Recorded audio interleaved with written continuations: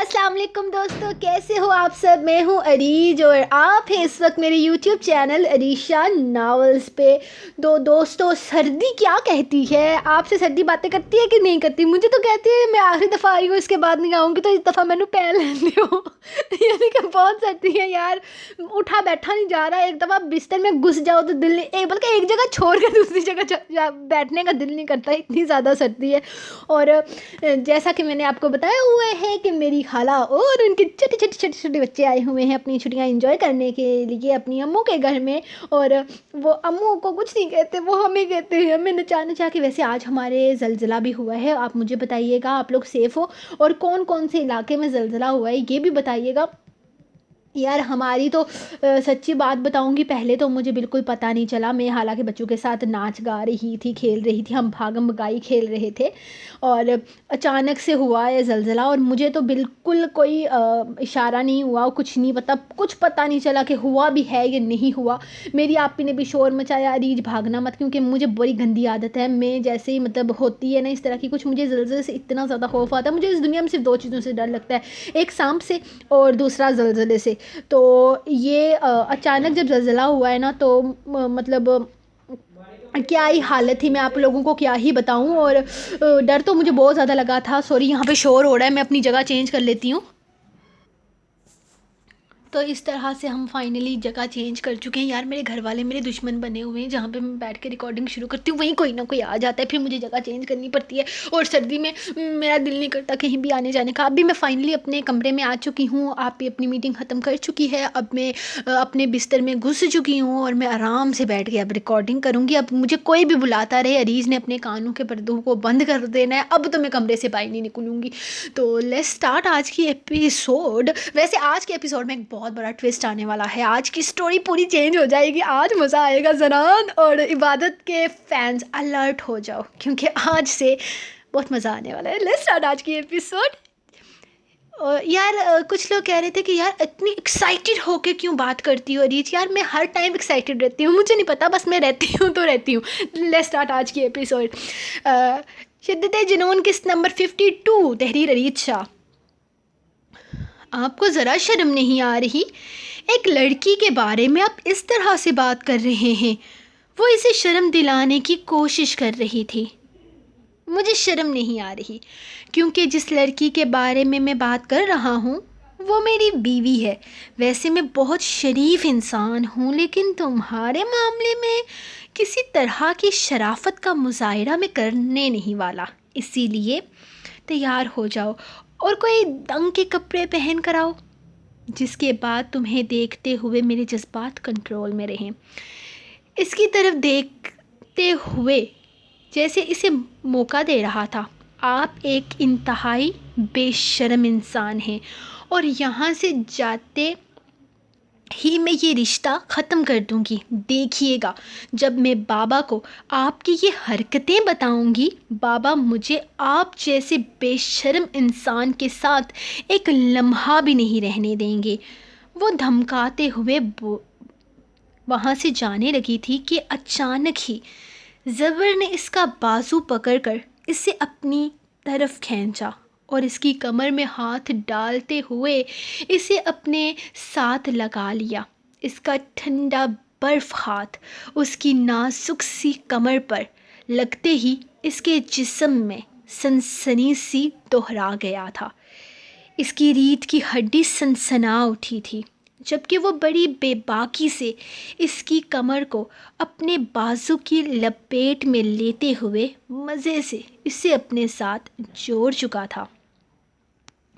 نہ baby girl, مجھے اب تمہاری ہاں نہ سے کوئی فرق پڑتا ہے، اور نہ ہی تمہارے باپ کا مجھے کوئی ڈر ہے۔ تم میری بیوی ہو، اور یہ بات تمہیں سمجھ میں نہیں آ رہی ہے، اور مجھے لگتا ہے کہ تم آسانی سے اس چیز کو قبول نہیں کرو گی، اسی لیے ایک چھوٹا سا ڈوز اپنے شوہر کی طرف سے نکاح کے تحفے کے طور پر رکھ لو۔ اس کے چہرے کو اپنے ہاتھوں کی گرفت میں لیتے ہوئے وہ اچانک ہی اس کے لبوں پر جھک چکا تھا، انداز میں بلا کی شدت تھی، جبکہ وہ اس کے لبوں کو چومتے ہوئے رفتہ رفتہ اس کے میٹھے لمس کو محسوس کرتا مدہوش ہوتا چلا جا رہا تھا۔ زبر کے لیے بھی یہ فیلنگ بالکل نئی تھی۔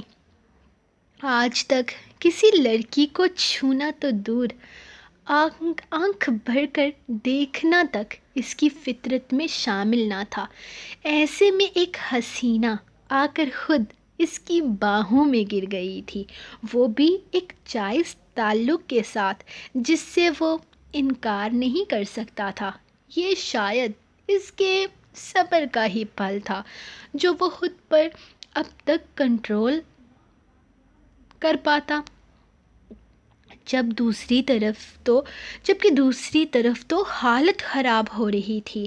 اسے ہرگز امید نہ تھی کہ وہ اس طرح کی کوئی حرکت کرنے والا ہے۔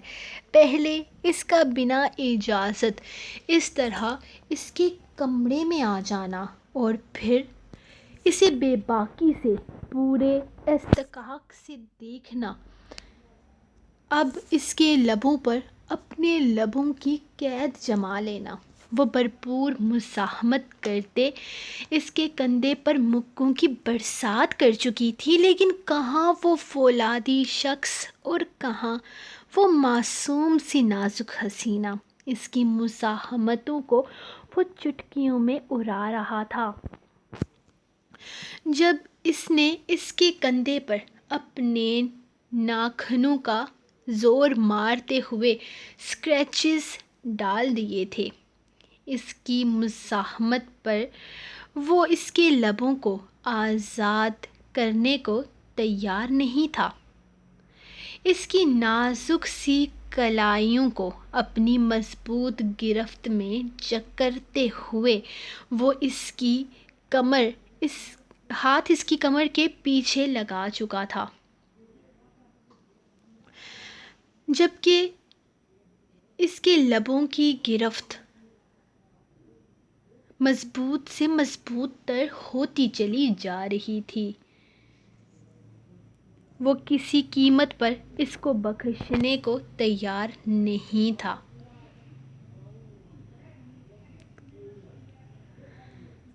لیکن پھر آخر کب تک وہ اس کی معصوم سانسوں پر ظلم ڈھاتا؟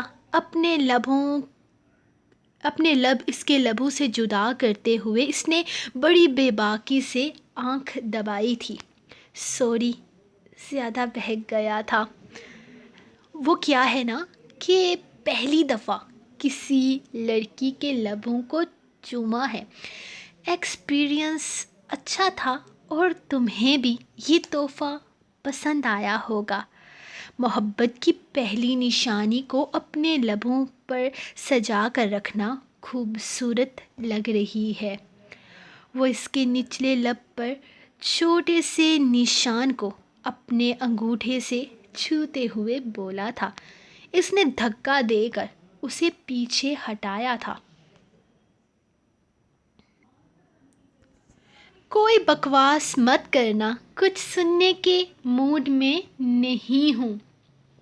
جاؤ، جا کر تیار ہو کر آؤ، میں باہر انتظار کر رہا ہوں۔ تمہارے پاس 10 منٹ کا وقت ہے، اگر تم 10 منٹ میں نہیں آئی تو میں خود آ جاؤں گا تمہیں لینے کے لیے، اور پھر تم جانتی ہو کیا ہوگا، اس سے کہیں زیادہ۔ اس نے ایک دفعہ پھر سے بڑی بے باکی سے اس کے لبوں کو اپنی 2 انگلیوں میں پکڑ کر کھینچا تھا، جبکہ اس کی قربت سے خوفزدہ ہوتے ہوئے وہ دھڑکتے دل کے ساتھ واش روم میں بند ہو گئی تھی۔ زبر اس کی شرم و حیا کو سمجھ کر اندر بیٹھنے کے بجائے کمرے سے باہر نکل گیا تھا تاکہ وہ ریلیکس ہو کر اپنے جانے کی تیاری مکمل کر سکے۔ وہ پورے 10 منٹ کے بعد دروازہ کھول چکی تھی۔ اسے اپنے سامنے جینس کے اوپر وائٹ ہائی نیک اور اس کے اوپر جینس کی جیکٹ پہنے دیکھ کر وہ مسکرایا۔ وہ ضرورت سے زیادہ کیوٹ لگ رہی تھی۔ زبر کو اپنی سختی کا احساس ہو رہا تھا۔ اس کے لبوں پر اس کی شدتوں کا نشان کافی واضح تھا۔ بیبی گرل کو اسکارف لے لو، وہ اس کی طرف دیکھتے ہوئے بولا تو اس نے اسے ایک اور معصوم سی گھوڑی سے نوازا تھا۔ اس کے اس طرح سے گھورنے پر زبر کو اپنا دل بے ترتیب ہوتا محسوس ہوا۔ میں ایسے ہی ٹھیک ہوں، آپ مجھ پر زیادہ پابندیاں نہ لگائیں، اور جو یہ حرکت کی ہے نا آپ نے، یہ جا کر میں بابا کو بتاؤں گی۔ وہ بے حد غصے سے اسے گھور کر بولی، جبکہ اس کی اس طرح معصومانہ انداز میں دھمکی دینے پر وہ مسکرایا تھا۔ میں کوئی حکم نہیں دے رہا اور نہ ہی تم پر کوئی پابندیاں لگا رہا ہوں۔ میں صرف یہ کہہ رہا ہوں کہ کانوں سے کوئی چیز لپیٹ لو، کوئی مفلر لپیٹ لو، کوئی کیپ وغیرہ پہن لو۔ باہر بہت سردی ہے، برف باری ہو رہی ہے، بیمار پڑ جاؤ گی تم۔ اور تم بتا دو یار، جس کو بتانا ہے بتا دو، بلکہ پوری دنیا میں اعلان کروا دو کہ میں نے تمہارے ساتھ کیا کیا ہے۔ یقین کرو دنیا کا کوئی قانون مجھے میری بیوی کے لبوں کو چھونے یا اس کی تعریف کرنے پر سراہے گا، سزا نہیں دے گا۔ کیوٹ لگ رہی ہو، مجھے اس طرح کی کسی لباس سے کوئی مسئلہ نہیں جس سے عورت اپنا پورا جسم ڈھک کر رکھے۔ تمہاری خوبصورتی پر اب میرا حق ہے، اور میں ہرگز نہیں چاہوں گا کہ کوئی بھی تمہیں نگاہیں بڑھ کر دیکھے۔ بے شک تم کپڑے ہی نہ پہنو کمرے میں تمہیں کبھی منع نہیں کروں گا، لیکن کمرے سے باہر جاتے ہوئے تمہیں میرے نام کا پاس رکھنا ہوگا۔ ڈونٹ وری، پابندیاں لگانے والوں میں سے نہیں ہوں میں۔ سامان کدھر ہے تمہارا؟ پیک کر دیا؟ وہ اب اس کے کمرے کے اندر آتے ہوئے بیڈ پر رکھے اس کے سامان کو دیکھتا اٹھا کر باہر لے جانے لگا تھا، جبکہ اس دوران وہ مسلسل اسے گھورتی رہی تھی، جبکہ اس کی معصوم سی گھوڑیوں کو وہ انجوائے کرتا وہاں سے جا چکا تھا۔ جبکہ اس نے سائڈ پر پری ٹوپی پہن کر اس کی باتوں کو سوچا تھا، کمرے کے اندر کپڑے ہی نہ پہنو تو بھی کوئی مسئلہ نہیں۔ اس فکرے پر اس کے کان بری طرح سے لال ہو گئے تھے، اور کانوں کے ساتھ ساتھ اس کا چہرہ بھی سرخی چھلک رہا تھا، لیکن فی الحال وہ ہر چیز کو نظر انداز کرتی اس کے پیچھے باہر بھاگی تھی۔ اس نے اسے ایک بس کے پاس کھڑے دیکھا اور پھر آہستہ آہستہ چلتی اس کے پاس آ چکی تھی۔ زبر نے اسے اوپر چڑھنے کا اشارہ کیا تو وہ خاموشی سے بس پر چڑھ گئی تھی۔ باقی باتیں تو وہاں ہوں گی، بابا کے سامنے۔ فی الحال وہ کسی طرح کی بدمزگی کیے بغیر اس کی ساری باتیں مان رہی تھی، لیکن وہاں جا کر وہ اس کی حالت خراب کرنے والی تھی۔ وہ ہوتا کون تھا اس پر حکم چلانے والا؟ وہ ہوتا کون تھا اس سے اس طرح سے بات کرنے والا، اسے اس طرح سے چھونے والا؟ یہ سارے فیصلے تو وہ بابا کے سامنے جا کر کرنے والی تھی۔ ان کا فضول سا آفیسر اس کی زندگی پر حکم چلا رہا تھا، اور وہاں بیٹھے اس کی ساری باتیں مان رہے تھے۔ ان کا حساب بھی اب وہاں جا کر ہی ہونا تھا۔ So guys, attention, meet my Miss Shanaya Sial, Mrs Shanaya زبر شاہ۔ دماغ کی کمی کے علاوہ ان میں اور کسی طرح کی کوئی کمی نہیں ہے۔ وہ بڑے مزے سے بولتا ہوا اس کا ہاتھ تھامے سب کے بیچ لے آیا تھا، جبکہ اس کے اس طرح سے کہنے پر اس نے گھوڑا تھا، لیکن اس کی معصوم گھوڑیوں پر تو وہ پہلے ہی اپنا دل ہار چکا تھا۔ ان سے ملو، یہ ہیں میرے بھیا، یعنی کہ سب کے بھیا، باریک بھیا۔ وہ اسے باریک کے سامنے کرتے ہوئے بولا اور پھر زبردستی اس کا سر گردن سے پکڑ کر جھکایا تھا، جس پر باریک نے مسکراتے ہوئے اس کے سر پر ہاتھ پھیرا۔ یہ ہیں ان کی مسز، ہم سب کی بھابھی، زہرش بھابھی۔ اس نے ہلکا سا دھکا دے کر اسے زہرش بھابھی کے اوپر گرایا تھا، جس پر اگلے ہی لمحے وہ اسے پوری طرح سے تھام کر اپنے سینے سے لگا چکی تھی۔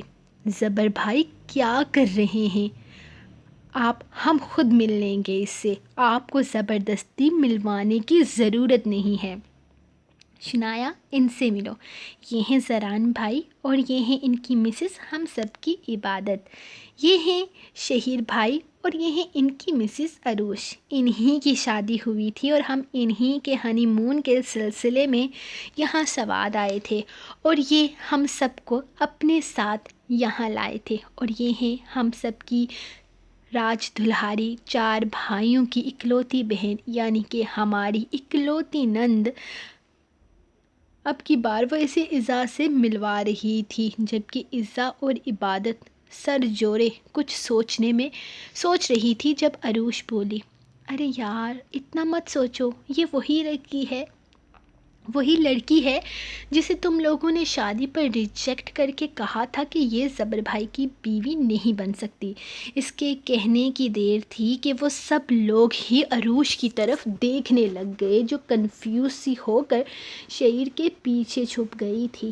ہاں بالکل، یہ وہی لڑکی ہے، میں بھی سوچوں اسے کہاں دیکھا ہے۔ عزا فوراً بولی تھی، کیا تم لوگوں نے سچ مچ میں اسے ریجیکٹ کر دیا تھا میرے لیے؟ زبر نے کچھ سوچتے ہوئے پوچھا تھا۔ ہاں بھائی، اس وقت ہمیں تھوڑی نہ پتا تھا کہ آپ کے نصیب اسی کے ساتھ جڑے ہیں۔ ویسے مجھے بڑی پیاری لگی تھی پہلی دفعہ اپنی چھوٹی سی پیاری سی بھابھی۔ وہ اس کے گلے میں باہیں ڈالتے ہوئے آہستہ سے بڑی محبت سے اس کے نرم و ملائم گال پر اپنے لب رکھ چکی تھی، جس پر شنایا سرخ پڑ گئی تھی۔ ارے دیورانی جی، یہ کس نند کی طرف سے ملی ہے؟ میاں کی طرف سے نہیں، اتنا سرخ ہونے کی ضرورت نہیں۔ عبادت اس کے پاس اس کے کان میں بولی تو وہ مزید الجھن کا شکار ہو گئی تھی۔ تمہارے گھر میں کون کون ہے؟ زہرش نے اسے اپنے پاس بٹھایا تھا۔ اس وقت تو کوئی بھی نہیں ہوتا، بابا بھی اس ٹائم پہ اپنے آفس میں ہوتے ہیں، اس نے سوچ کر بتایا تو عبادت کی ہنسی نکل گئی۔ نہیں میری جان، میں یہ نہیں پوچھ رہی کہ گھر کے اندر کون کون ہے، بلکہ یہ پوچھ رہی ہوں کہ تمہارے گھر میں کون کون رہتا ہے، فیملی میں کون کون ہے۔ اب کی دفعہ اس نے اپنی بات کی درستگی کرتے ہوئے پوچھا تھا۔ ایک میں اور دوسرے میرے بابا، اس نے فوراً بتایا تھا۔ اور تمہاری ماما اور بہن بھائی وغیرہ؟ اس نے پھر سے پوچھا۔ میرا کوئی بہن بھائی نہیں ہے، جب میں پیدا ہوئی تھی تب ماما فوت ہو گئی تھی، انہیں کچھ زیادہ جلدی تھی دنیا سے جانے کی، لگتا ہے بابا سے تنگ آ گئی تھی، وہ مزے سے بولی۔ شنایا، تمہارے بابا سے تو ہم بھی بہت تنگ ہیں، کتنا کام دیتے ہیں نا زبر کو، شہیر پیچھے سے بولا۔ اس کی بات پر زہرش نے اسے گھور کر دیکھا تھا، وہ اس کے باپ کے بارے میں اس طرح سے بات کر رہا تھا، جبکہ شنایا نے صرف ہاں میں سر ہلایا تھا۔ ہاں میرے بابا ایسے ہی ہیں، ان سے تو میں بھی تنگ آ جاتی ہوں، اس نے اس کی بات پر برا منائے بغیر کہا۔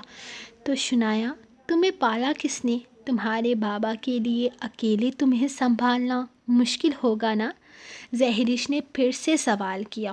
میرے بابا نے مجھے پالنے کی زحمت نہیں کی، نوکروں کے حوالے کر دیا تھا مجھے، اور نوکروں نے مجھے بہت اچھے سے پالا ہے۔ باقی پھپھو پہلے پاکستان میں تھی تو وہ مجھے پالتی تھی، پھر وہ پیرس چلی گئی تو بابا نے 9 سال کی عمر میں مجھے ان کے ساتھ پیرس بھیج دیا تھا۔ میں 15 سال کی تھی تب واپس پاکستان آئی تھی اور اب 3 سال سے یہیں پر ہوں۔ وہ بھی مزے سے انہیں اپنے بارے میں سب کچھ بتا رہی تھی۔ تو کیا تم اپنے بابا سے زیادہ اٹیچ نہیں ہو؟ اب کی دفعہ عزا نے پوچھا تھا۔ اس کے بابا کے ساتھ تو اس کی کمال کی دوستی تھی، بلکہ وہ تو بابا سے اپنے چاروں بھائیوں کی شکایتیں کر کے انہیں سکون سے ڈانٹ پڑوا کر انجوائے کرتی تھی۔ میرے بابا نے کبھی میرے ساتھ اٹیچ ہونے کی کوشش نہیں کی۔ انہیں اپنی بیٹی سے زیادہ لوگوں کے مسئلوں میں انٹرسٹ رہا ہے اور مجھے بہت سارے پیسے دیتے تھے اور کہتے تھے جو دل کرے وہ کرو۔ انہیں لگتا ہے کہ بیٹی کی ہر ضرورت پیسوں سے پوری ہو جاتی ہے، تو میں نے بھی اپنی ساری ضرورتیں پیسوں سے پوری کرنا شروع کر دی اور اب مجھے میرے بابا کی بھی ضرورت نہیں۔ اس نے بڑے صاف ستھرے الفاظ میں انہیں بتایا تھا، لیکن نہ جانے کیوں اس کی یہ بات سن کر وہ سارے ہی حیران رہ گئے تھے۔ یہ چھوٹی سی لڑکی نہ جانے کون کون سی محرومیوں کا شکار تھی۔ تمہاری پھپھو تم سے بہت پیار کرتی ہیں، رائٹ؟ اب کی دفعہ عروج نے ماحول کا تناؤ کم کرنے کے لیے پوچھا تھا۔ ہاں، بہت پیار کرتی ہیں مجھ سے، اتنا پیار کرتی ہیں کہ ان کی بات نہ ماننے پر وہ مجھے روم میں لاک کر دیتی تھی اور 3 دن تک روم میں لاک رکھتی تھی۔ نہ پانی ملتا تھا، نہ کھانے کے لیے کچھ ملتا تھا، لیکن کون تھا ان سے پوچھنے والا؟ میرے بابا کو تو مہینے کے بعد میری یاد آتی تھی۔ چلو بیٹی سے بات کر لیتا ہوں، اور پھر جب 2-3 منٹ کے لیے ان کی کال آتی تھی میں ان سے شکایتیں کرنے کے بجائے اپنی باتیں کرنا چاہتی تھی، اور ہمیشہ کی طرح بابا کے پاس ٹائم ہی نہیں تھا میری باتیں سننے کے لیے۔ وہ اب تک اسی لب و لہجے میں بات کر رہی تھی، نگاہیں کھڑکی سے باہر تھی، جبکہ زبر مسلسل اسے دیکھ رہا تھا۔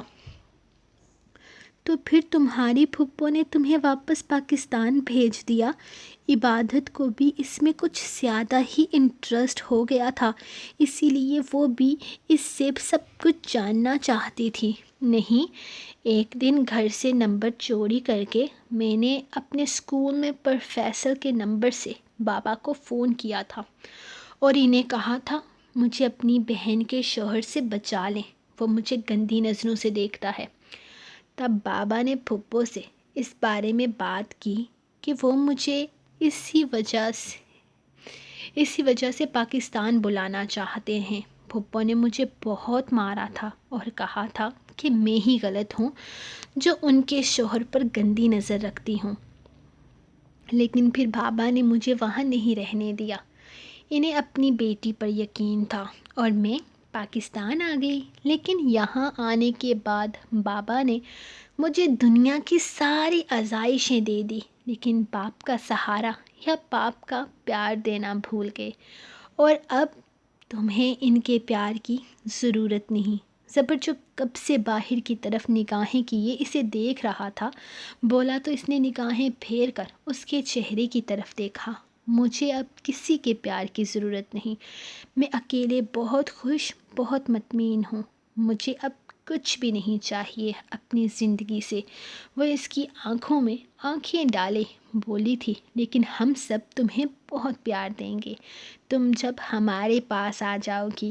زہرش نے بہت محبت سے اسے اپنے ساتھ لگایا تو وہ خاموشی سے اس کے پیار کو سمیٹ چکی تھی۔ باقی کا سفر بھی اسی طرح چھوٹی چھوٹی باتوں کے ساتھ گزر چکا تھا۔ ہر کسی کے پاس اس سے پوچھنے کے لیے بہت سارے سوال تھے، لیکن اس کی زندگی کی محرومیوں کے بارے میں جان کر ان سب کو بہت افسوس بھی ہوا تھا اور انہیں یقین تھا کہ ان کے گھر آنے کے بعد اس کی ساری محرومیاں ختم ہو جائیں گی۔ اوکے بھیا، اب آپ جاؤ، ہماری عبادت کی رخصتی کل ہوگی، وہ بھی آفیشلی۔ ویسے تو رخصتی ہو چکی ہے لیکن ہم واپس لے رہے ہیں ایک دن کے لیے۔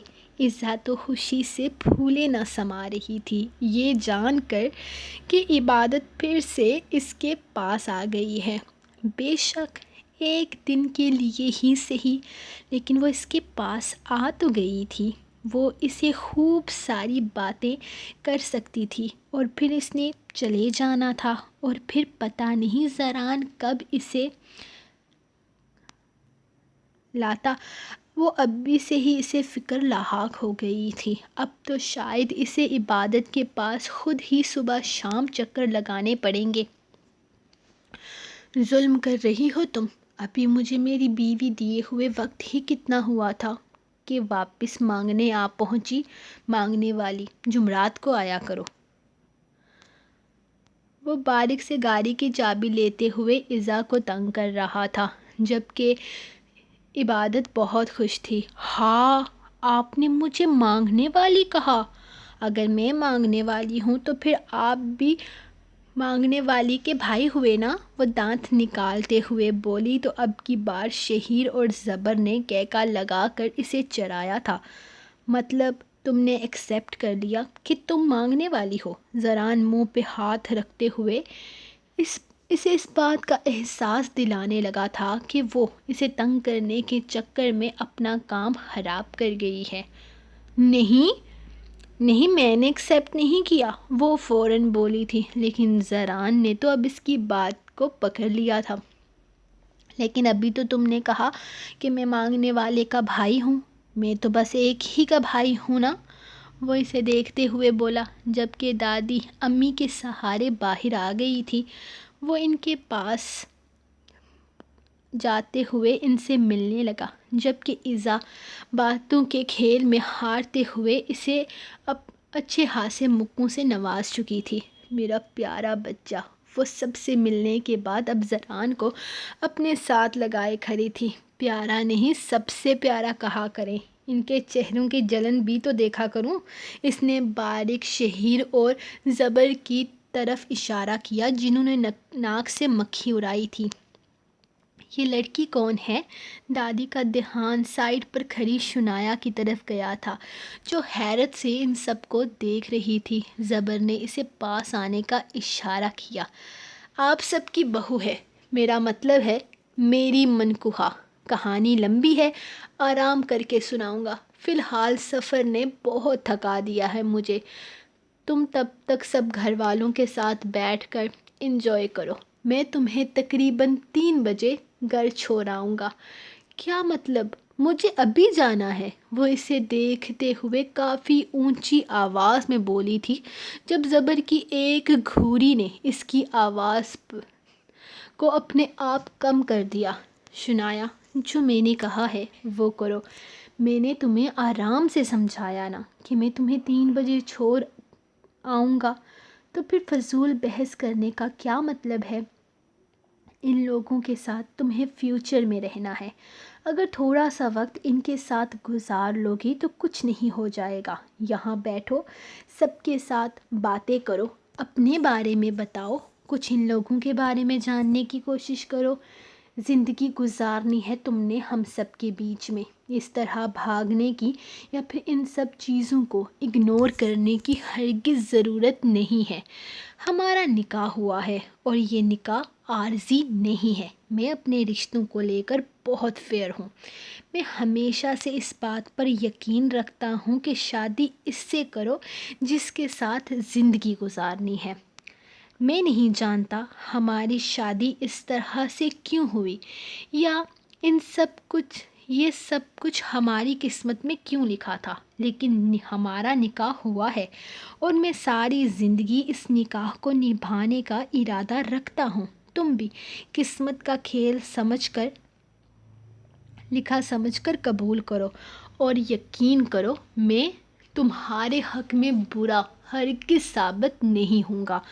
وہ اسے دیکھتے ہوئے سمجھا رہا تھا، جبکہ اس کی باتیں دادی اور امی کو بالکل سمجھ نہیں آ رہی تھی۔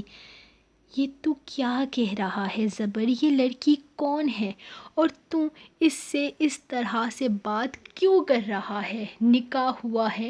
کب ہوا ہے؟ کیسے ہوا ہے؟ کون سے نکاح کے بارے میں بات کر رہے ہو؟ امی کو تو اب تجسس ہو گیا تھا جاننے کا۔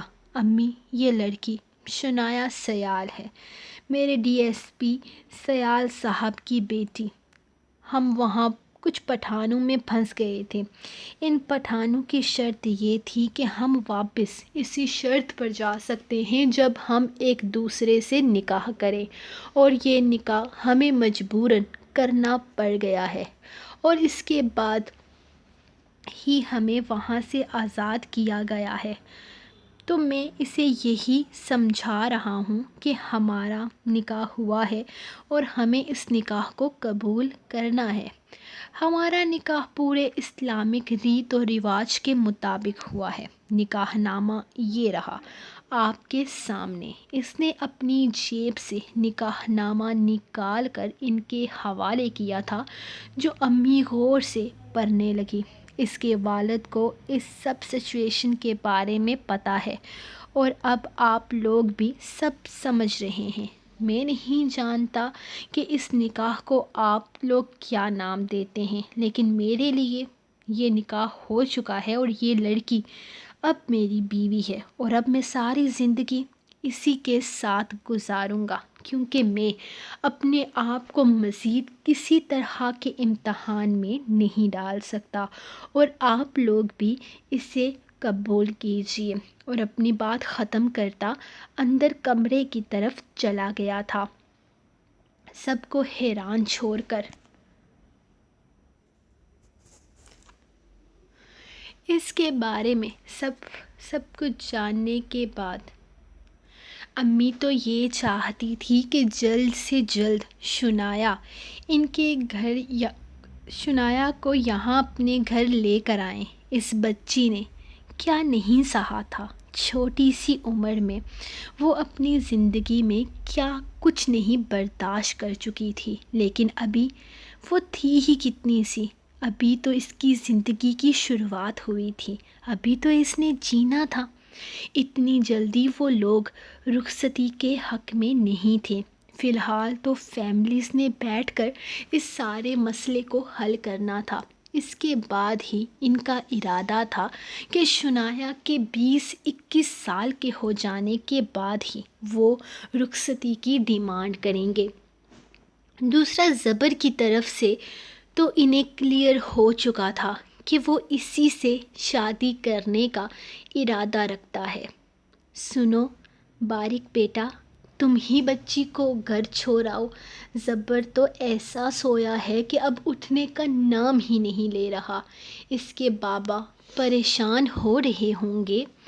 امی نے 4 بجے کے قریب اس سے کہا تھا، حالانکہ زبر نے 3 بجے اسے چھوڑ کر آنے کا وعدہ کیا تھا، لیکن وہ اپنی نیند کے چکر میں سب کچھ بھلا چکا تھا، جس پر باریک فوراً ان کی بات مان لی تھی۔ کون سا اس نے زیادہ دور جانا تھا؟ 10-15 منٹ کا ہی تو فاصلہ تھا ڈی ایس پی صاحب کے گھر کا۔ باریک اسے باہر آنے کا کہتے ہوئے اسے گھر چھوڑنے کو تیار ہو گیا تھا۔ آج عبادت نے چلے جانا تھا، اسی لیے ایزا کے ساتھ وہ صبح شاپنگ کرنے آئی تھی۔ اس کا ارادہ اسے خوبصورت سے خوبصورت ڈریسز دلوانے کا تھا۔ ویسے تو زران ہر چیز تیار کیے ہوئے تھا، لیکن پھر بھی دادی اپنی طرف سے عبادت کو کچھ نہ کچھ دینا چاہتی تھی، اسی لیے انہوں نے صبح ہی اسے عبادت کے ساتھ شاپنگ پر بھیجا تھا۔ عبادت، میری بچی، کیسی ہے تم؟ وہ دونوں شاپنگ کر رہے تھے جب پیچھے سے کسی عورت کی آواز سنائی دی۔ اس نے مڑ کر دیکھا تو اپنی سگی پھپھو کو پہچاننے میں اسے زیادہ وقت نہیں لگا تھا۔ پھپھو، وہ ان سے ملتے ہوئے سمجھ نہیں پا رہی تھی کہ وہ خوشی کا اظہار کرے یا پرانی باتوں کو دل پر لگا کر انہیں اگنور کر دے۔ میری بچی، میری جان، وہ اس کی طرف قدم بڑھاتے ہوئے اسے اپنے سینے سے لگا چکی تھی، جبکہ ایزا پیچھے کھڑی اس لڑکی کو دیکھ رہی تھی جو خاموشی سے پیچھے ایک طرف ہو کر کھڑی تھی۔